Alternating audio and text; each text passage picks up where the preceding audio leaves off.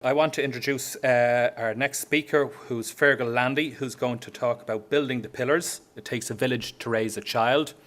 And Fergal joined the Child and Family Research Centre in September 2009 as a researcher in the Service Development and Design.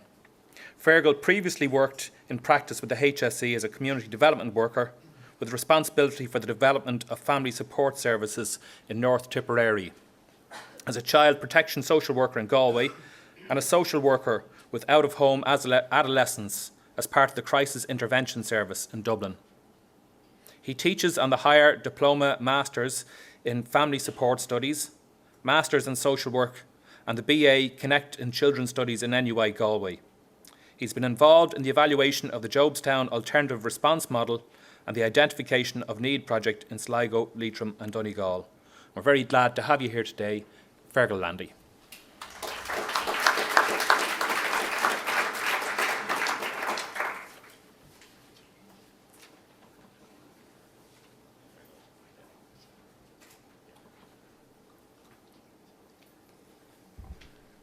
I think I feel very, very tall when I step up on this.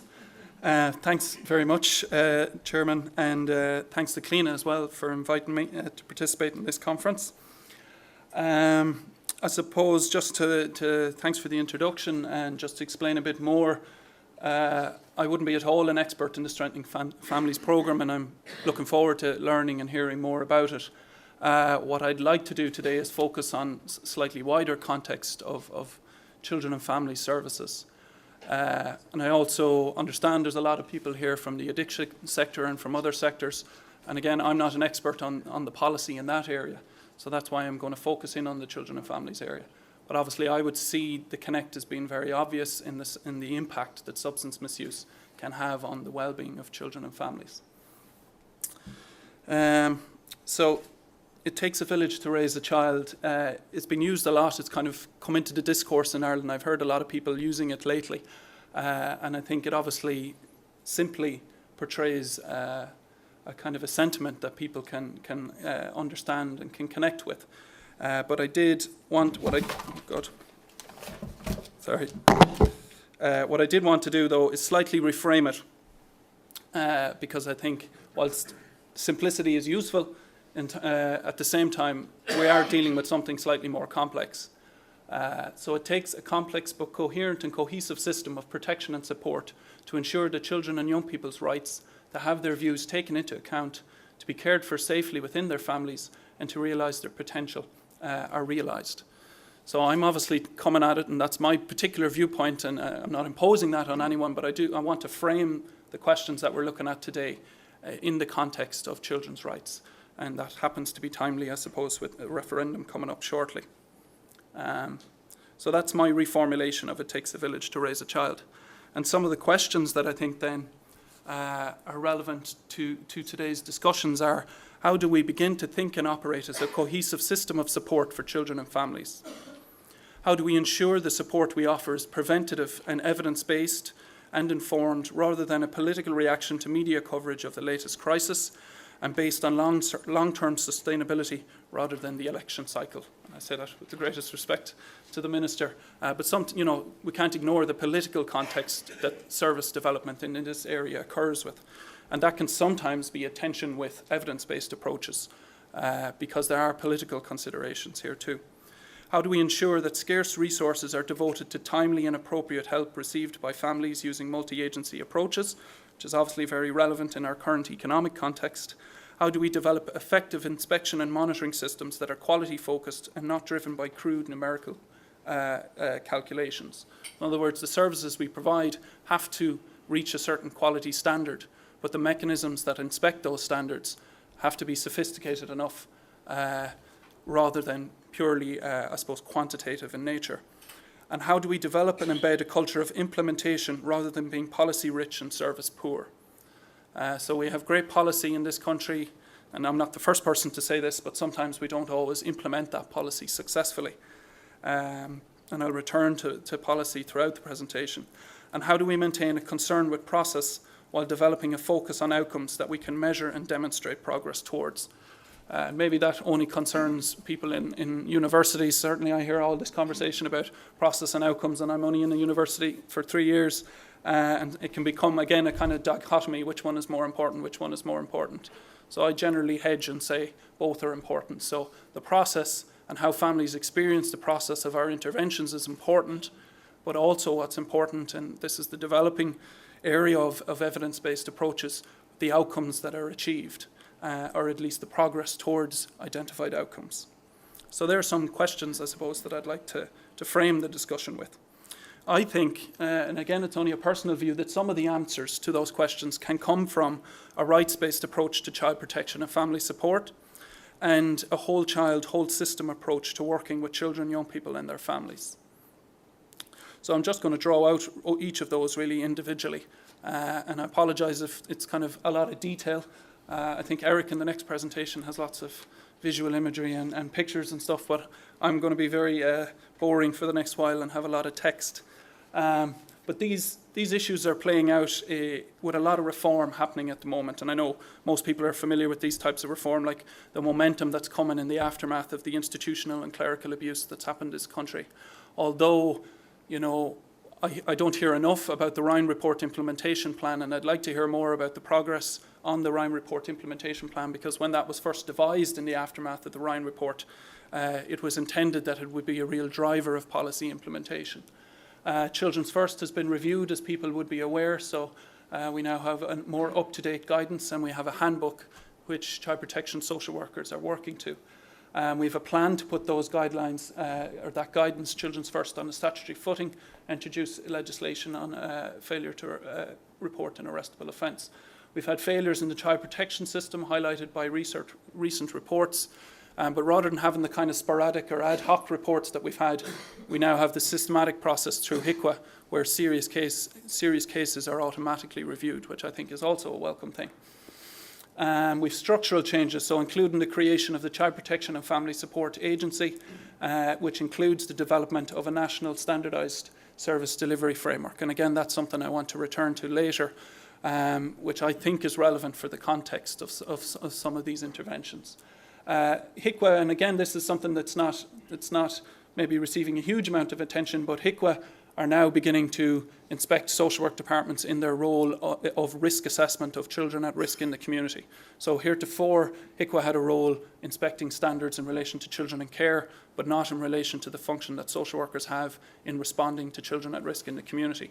So having in robot, and I say this as coming from a background of having worked as a social worker, and when I worked as a social worker, I think there was a lack of accountability for my work. Nobody was looking at my files, nobody was inspecting me independently and holding me to account. So I think, hopefully, the implementation of the HICWA standards will raise standards in that area. The referendum on the rights of the child, and I'm not going to go into that in great detail, but obviously it's also framing the context here, further rollout of children's services committees, and forthcoming successor to the National Children's Strategy. So the National Children's Strategy that we had up until 2010 is about to be replaced by a new policy framework. And again, that's something I'd like to return to. So I suppose, as we say in Ireland, it's either a feast or a famine. There wasn't a lot of reform or change really in children's services for a long time, and now it seems to be all happening at once, which obviously I welcome, and it's partly to do with the new government that we have. But I suppose the jury is still out in where all these reforms will lead and what actually will be the firm outcomes for children and families. But at the same time, I think I'm optimistic that there is this level of change happening. So to return to really explain what I mean by a human rights-based approach to child protection and family support, what does this really mean, and how is it different from other approaches? And again, it's a personal view, but I think we haven't really quite figured out what it means in this country. I think there's an awful lot of talk about children's rights. There's kind of an automatic discourse around children's rights now and the voice of the child, and it's very popular, I suppose, both in the media and in political circles. But as a society, I don't think we've really had a conversation about what it actually means. And I suppose to go back to the village for a moment, so the child, the family and the village, I think there's choices you can make as a society, and I think possibly where we've come from is the child invisible within a family group, with the village or the system, as I'm calling it, quite uninvolved. So I suppose that's maybe the traditional 1950s, 60s, 70s, and perhaps quite later type system that we operated, where really it was nobody's business what went on in the private sphere of a family life. Now, sometimes I think what you can do in a reactive way is go straight from that to the child as an object of concern for the system and separate from family, with the family's involvement curtailed. And sometimes that can be a natural personal and societal response to the shock and the horror of some of the abuse cases that we have had in this country. But in some ways, I think it's too polarized. It goes to the other extreme, and it's very much about concern for children without an acknowledgement of the context. And I think that's where the Strengthening Families programme comes in that it does acknowledge that context. So where I would see the child rights approach, and in my view, the preferable approach, a child as a resilient agent of change, an active participant with rights within their family, within their community, and within their society. And that's, I suppose, the alternative. That's what, to me, is substantially different from the two above. But maybe to flesh that out a little bit, the child rescue paradigm, where I think we shouldn't be going, and I can't prove it, I haven't done any empirical research, but a glance at some of the posters on the lampposts around in relation to the child's rights referendum, to me are indicative that we could be going in this direction, because at least one of them involves a shrinking child with a teddy bear in their hand that looks like they might be hurt or harmed. They're vulnerable, and it's appealing to people. Vote for this vulnerable child. But in this model, children are perceived to be at danger. It's a risk-orientated model. Removed from the scene of danger and treated exclusively as individuals with little thought to the essentiality of their connections to their family, community, culture, landscape, or other aspects of their environment meaningful to them. And historically, it has dated from the 18th and 19th century Europe. But I don't think that necessarily means that we've left it behind. And this approach frequently carries a subtext of disparagement of children's natural and social surroundings, which may be regarded as pernicious. So in other words, it can demonize parents or pathologize parents, and again, look at children outside of their natural context. Whereas, I suppose, the human rights-based approach, and this is where it's getting a bit wordy, I know, but I would ask people who are interested, and it's my own personal view that anyone that works with children and families should be familiar with the United Nations Convention on Rights of the Child, and on the actual detail of that, be quite familiar with it. And the relevant article here is Article 19, that state parties, of which Ireland is a party and has been a party since 1992. So really our rights-based approach to working with children shouldn't be happening after the 10th of November when we have this referendum. It ought to have been happening since 1992 when we signed this International Human Rights Convention. State parties shall take all appropriate legislative, administrative, social, educational measures to protect the child from all forms of physical or mental violence, injury or abuse, neglect or negligent treatment, maltreatment or exploitation, including sexual abuse, while in the care of parents, legal guardians or other person. And obviously, largely speaking, we're in line with this, and it is interesting. Ireland are due back before the Committee on the Rights of the Child, who supervise Ireland's implementation of this treaty. So it'll be interesting, and the previous comments of those committee have been critical of Ireland, and I think people should look out for the next appearance, which I believe is going to happen within the next year. I think the second part of this is more important, though. I think we probably largely have, through the Childcare Act, etc., satisfied the first provision. Such protective measures should, as appropriate, include effective procedures for the establishment of social programmes to provide necessary support for the child and for those who have the care of the child, as well as for other forms of prevention and for identification, reporting, referral, investigation, treatment and follow-on, and so on. But really the central point I want to draw out of that is that what the UN Committee on the Rights of the Child are saying is prevention is part of child protection. It's not some separate other thing that other people do that's not the problem of the statutory agency with charge for child protection. It's an integral part. They're two sides of the same coin. So preventative measures and evidence-based preventative measures like the Strengthening Families programme have to be supported if we're to be in line with our international human rights obligations. So a child rights approach requires, as I said, a paradigm shift away from child protection approaches in which children are treated as objects, perceived and treated as objects in need of assistance. Children's views must be invited and given due weight as a mandatory step at every point in the child protection process. And again, I welcome the referendum. I'm glad it's happening, and I personally am going to vote yes. But I was disappointed that the wording curtails the right to participation to judicial proceedings brought by the state. I would have thought a wider provision that would have included, for example, child protection case conferences, but a whole wider set of administered proceedings like local authority decisions, decisions on social welfare, all that ought to have had both the child's best interest provision and the child's right to participate included. That's not the case, but that might happen hopefully through legislation subsequently. And child protection must begin with proactive prevention. So this involves supporting parents and caregivers to understand, embrace and implement good child rearing based on knowledge of child rights, child development and techniques for positive discipline in order to support families' capacity to provide children with care in a safe environment. And again, that's from the UN Committee Rights and the Child General Comment 13, which is a general comment about Article 19 that I put up previously. And that provides a lot of really good detail upon which our services can be planned and designed. So again, these are kind of rhetorical questions. Are we operating a human rights-based approach to child protection and family support? Well, are policymakers and practitioners trained in relevant human rights-based approaches? Is our system reflective of our human rights obligations, for example, under the UNCRC? In particular, does our understanding of child protection start with prevention and include participation? Okay. I'm of the view that it doesn't yet. I know there has been progress towards that, but I'm of the view that it doesn't fully yet. And do children, young people, parents and wider family members experience our system as participatory and empowering of them as rights holders? So again, I think the jury is out on that. Moving quickly on, and I should check time, okay, I'm not doing too bad. The whole child, whole system approach. To briefly define it, provision of services in ways that recognise the extent of children's own capacities, the multiple interlinked dimensions to their lives, and the complex mix of informal and formal supports that they draw upon. And that's taken from the Agenda for Children's Services 2007, which links back to my point in the earlier slide about implementation, because I think that was an excellent piece of policy that kind of drifted out under the radar in 2007. Some people on the front line, I think, have taken a bottom-up approach and really latched onto it and start implementing it.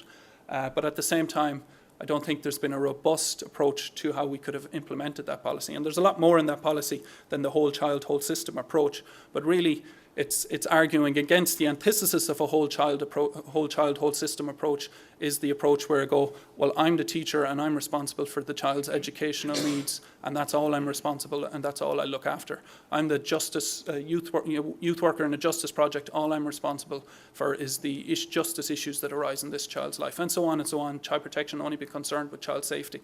That's the antithesis, I suppose. What we're looking for in a whole child, whole system approach is where that's not the way that people think and operate, that people actually have a much more holistic and integrated approach to how they work with children. And that's where this begins then to link into interagency working, because I don't think we can deliver that kind of holistic approach to children and families unless we're working in an integrated way.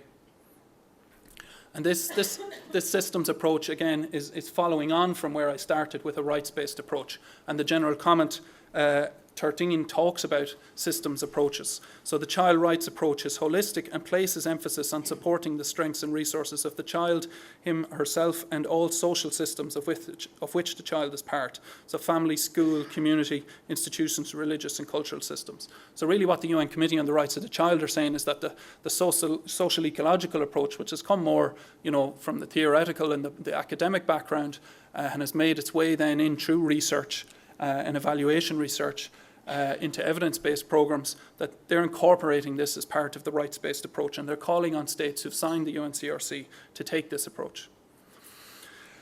What they then go on to is talk about a coordinating framework. So this is where I really want to come back to the policy piece.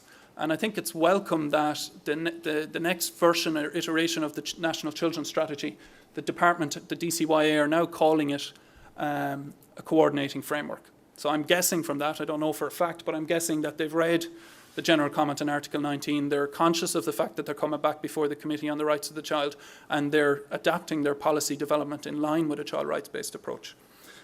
So what the committee are saying is that a coordinating framework can provide a common frame of reference and a mechanism for communication amongst government ministries, and also for state and civil actors at all levels with regard to needed measures across the range of measures at each stage of intervention identified in Article 19.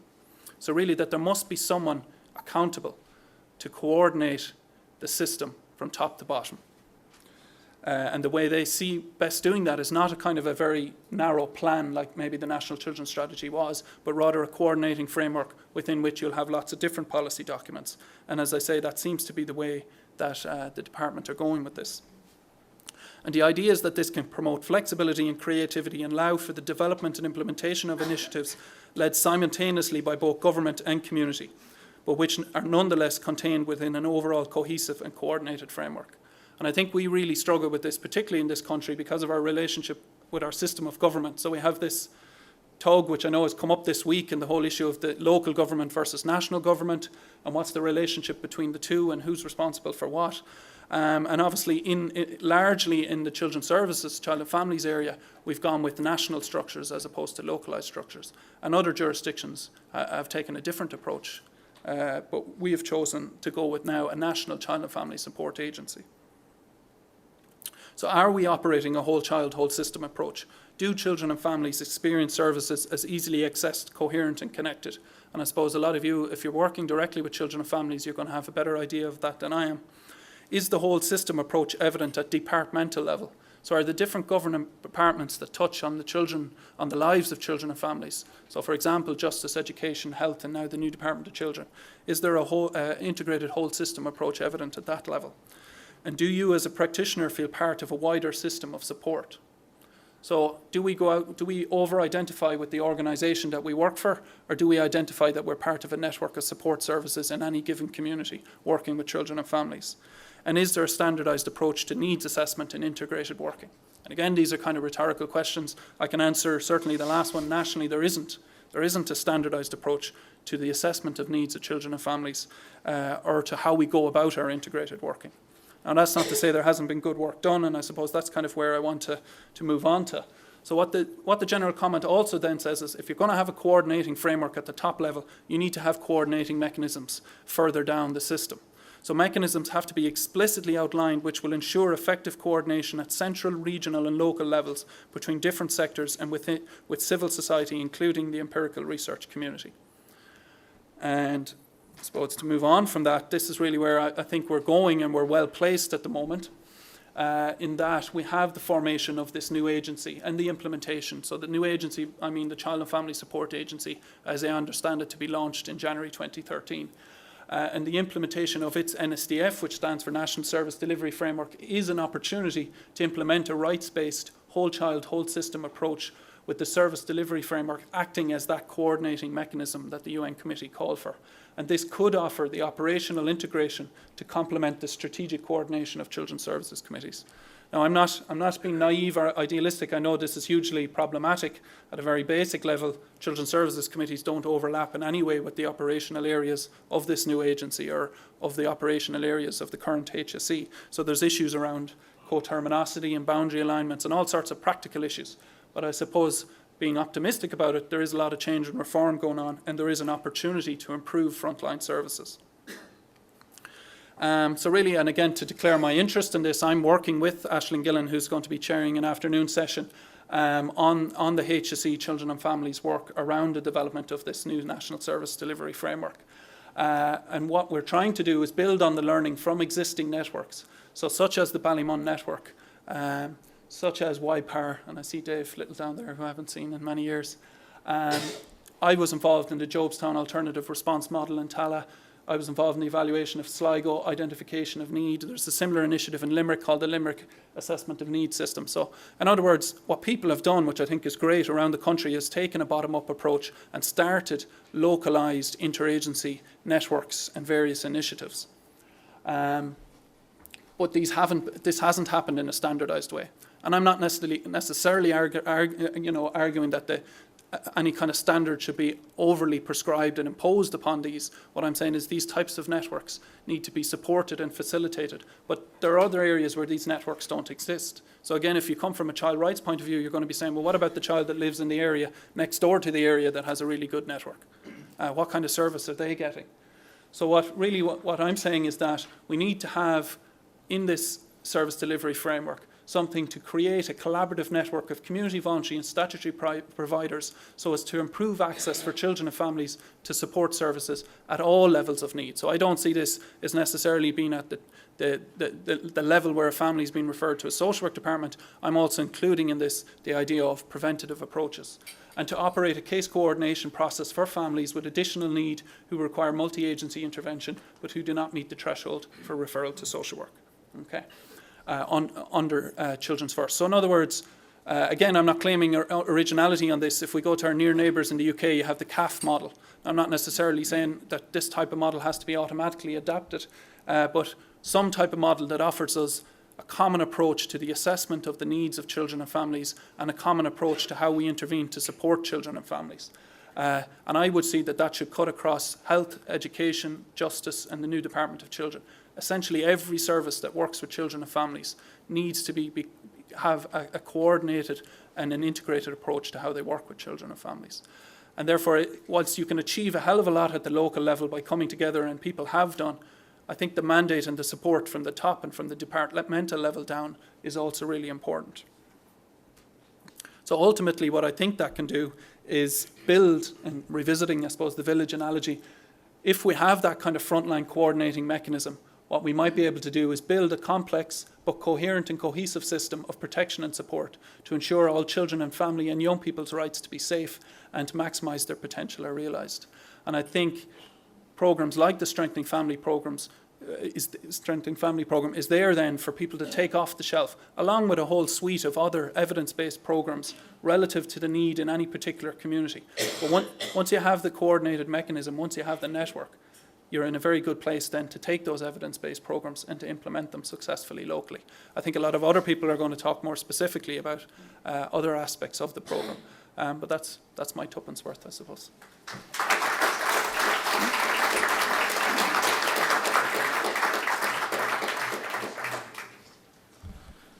Thanks very much, Fergal, for a quick look at that, the legal framework, at a time when the legal framework is changing a lot, and looking at the human rights-based approach and the whole child, whole system approach. And something that we've worked on a lot in Ballymun, and you mentioned it, was that the importance and the difficulty as well of interagency work and how challenging that is. I know there was some of us from Ballymun went over to Durham to look at their work that they're doing in interagency work and how difficult that can be, but it's something that we have to work on and get right.